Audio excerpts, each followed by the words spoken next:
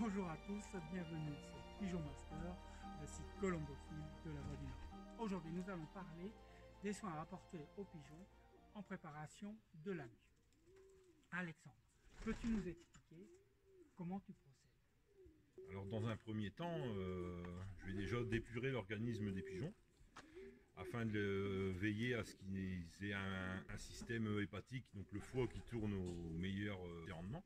Il faut savoir que la période de mue est certainement la période la plus exigeante pour le pigeon au niveau du métabolisme, étant donné que pour constituer ses plumes, il a besoin de beaucoup de protéines, et on sait très bien que les protéines, en l'occurrence celles issues des légumineuses, ils ont tendance à solliciter beaucoup de foie.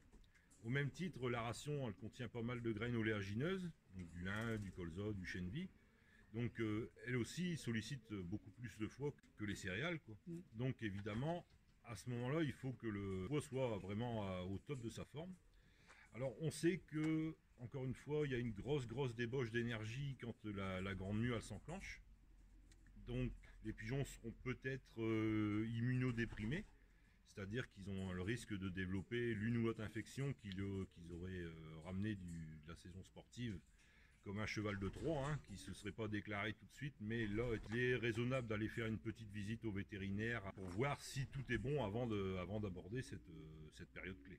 En résumé, pendant la mue, le métabolisme du pigeon et le pigeon s'affaiblit un peu et des maladies comme la paratyphose peuvent surgir à ce moment-là. Ouais. Enfin, toutes les maladies en général, ils s'attaquent à des pigeons qui sont affaiblis.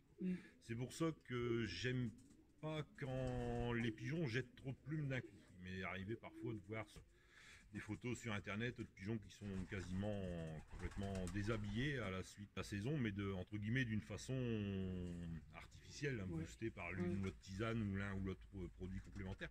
Je suis pas trop d'accord avec ce principe-là, étant donné que la consommation énergétique pour renouveler ce plumage en un temps record finalement, parce que le pigeon il est muet 50 plumes d'un coup ou deux, la durée de formation elle sera à peu près similaire. Donc la débauche énergétique elle est monumentale, au détriment d'ailleurs de la qualité du plumage qui va être produit. Alors on a souvent coutume de dire que c'est pendant la mue qu'on gagne ces prix de l'année suivante, étant donné que la qualité du plumage elle favorisera ou pas la glisse du pigeon dans l'air. Donc deux éléments qui sont vraiment inamovibles. Donc c'est le maximum d'oxygène. Donc si les pigeons ont accès à une volière, c'est bien, ou quand on a la possibilité les libérer un maximum. Et surtout des bains, pour dire que le pigeon puisse se débarrasser de poussières qui peuvent l'embêter et justement stimuler la mue. D'accord. Et pendant cette période, juste après les concours, tu les raccouples ou pas? Alors, il y a plusieurs écoles. Disons que si mes pigeons sont en avance au niveau de la mue, c'est-à-dire ils seraient Le à 1er 5, septembre, ouais. S'ils sont à 5 plumes ou 4 plumes, je vais pas raccoupler. Ou je vais raccoupler pour un couvage de quelques jours. on peut préciser 4 plumes, c'est qu'il reste 4 plumes à muer ou c'est il a déjà mué 4 Non, plumes? il reste 4 plumes à muer. D'accord. Donc en fait, en l'occurrence, il est à la 6e. À la 6e. En fait, il y a plusieurs écoles. Le pigeon, il va s'acclimater à tous les systèmes. C'est vrai que la conduite, entre guillemets, historique, c'est toujours de raccoupler après la saison pour dire que les pigeons, ils aient un moment de détente, on va dire. Pour ma part, j'ai déjà très bien joué en ayant fait un élevage tardif, ou en ayant fait couver, ou comme en 2018, en n'ayant même pas raccoupé. En fait, le pigeon s'acclimate de tout. Comment dire, le seul critère qui me permet de dire oui, je vais accoupler ou non, je ne vais pas accoupler, c'est l'état d'avancement de la mue. Bon, cette année, on va dire que la mue elle a été un peu stimulée par le repos forcé dû au confinement. Donc on a démarré la saison en général aux alentours du 20 mai, donc on a perdu 4 à 6 semaines de concours. Donc évidemment, les pigeons étant en condition, même si on les a freinés un tout petit peu, le cycle il a un petit peu avancé. Dès lors, j'envisage de raccoupler, laisser couver une dizaine de jours, mais je ne ferai pas élever de tarif. Tu n'élèves pas de tardif, en prévision d'un accouplement en hiver aussi. Ça rentre dans tes critères. Non, c'est pareil. J'ai déjà super bien joué en faisant enchaîner un élevage de deux jeunes tardifs. Donc moi, ma saison, elle se termine le dernier week-end d'août.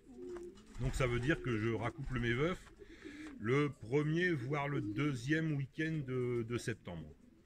Donc j'accouple relativement tard, et donc ça m'est déjà arrivé d'élever les tardifs avec une séparation vers le 15 octobre et de raccoupler le 30 novembre, et pour réélever deux jeunes. D'accord. Et les incidences sur la mue pour l'année prochaine? En fait, plus votre pigeon finira de muer tard, plus il démarrera tard. Donc, on va dire pour les joueurs de vitesse et de demi-fond, bon, notre moisson, entre guillemets, c'est le mois de mai. Donc, à la limite, si les pigeons ils ont jeté leur première plume pour la première quinzaine de mai, c'est pas plus problématique. Par contre, pour les joueurs de grand fond, on aura tendance à toujours vouloir la reculer un maximum, et donc avec un jet de la première plume aux alentours de la première quinzaine de juin. Donc en fait, c'est un peu en fonction de ce qu'on veut jouer, mais il faut toujours avoir en tête que plus il finira tard, plus il redémarrera tard. Mais ça finit à un moment donné, quand les pigeons ont 4-5 ans, quand vous avez joué avec ce principe-là, que la 10e, elle n'est pas muée pour le mois de mars.